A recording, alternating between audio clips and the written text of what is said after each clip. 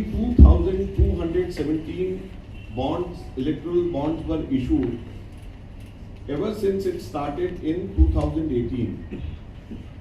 But the details on the website pertains to only 18,871 bonds.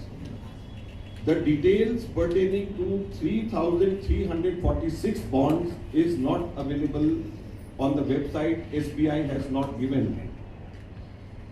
So these 3,346 bonds, the total amount pertains to rupees 2,500 crores, around 2,500 crores. So whom the Modi government and the SBI is trying to shield? This is the first important question, and this is the biggest discrepancy which we would like to ask. Second, as Honorable Congress President has said, there should be an investigation directly under the Supreme Court, since Supreme Court has initiated this. And what should be the investigation do?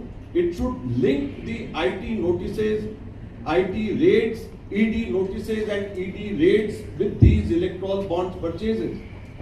Because now when the names of these companies have come out, it is clear that most of these companies, they were either under IT scanner, they were given IT notices, IT income tax departments raided on them, ED raided on them, and then they purchased bonds in a way they were forced to purchase bonds and give it to the BJP. This is another very important glaring discrepancy which has come out. The third important thing which Honorable President also has said, that around 50%, more than 50% of the total amount has gone to the BJP. Whereas the principal opposition party, the Congress party's share is just 11%. It is a difference of 39%.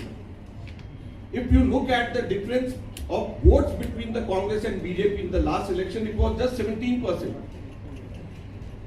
So it is more than double the vote difference between the Congress and BJP that the BJP has got its share. So this is something which is surprising and which clearly proves that coercion, IT, income tax and ED was used to get more bonds for the BJP, for the ruling party. And that is why our demands are, number one, investigation into these things should be done directly under the Supreme Court. And secondly, importantly, the BJP's account should be immediately frozen.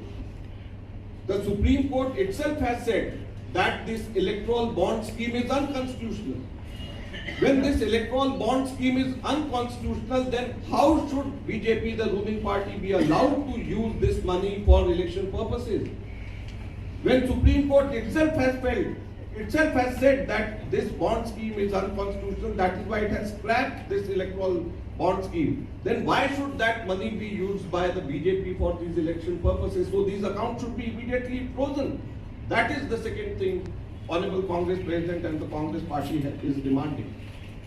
At the same time, we would like to again point out that at the moment, whatever money the Congress party, the Indian National Congress Party had in Delhi, the entire amount, around 300 crore rupees, has been frozen by the Income Tax Department on a frivolous case pertaining to 2017-18.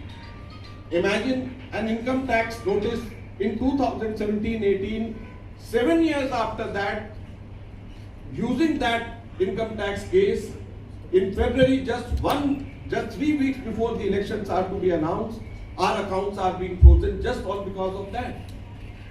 So this is something which is not level playing field for the ruling party and the opposition party. The principal opposition party. The ruling party is getting ill-gotten wealth, unconstitutional money in an obscure manner from the big corporate houses whom they are forced by the income tax and the ED. And on the other hand, the money which the Congress party got through its workers, through crowdfunding, the money which Congress party got through NSUI's pocket money, the student pocket money, the youth Congress membership drive, that money is being frozen on some frivolous matter pertaining 7 years back by the income tax department. So this is not the level playing field.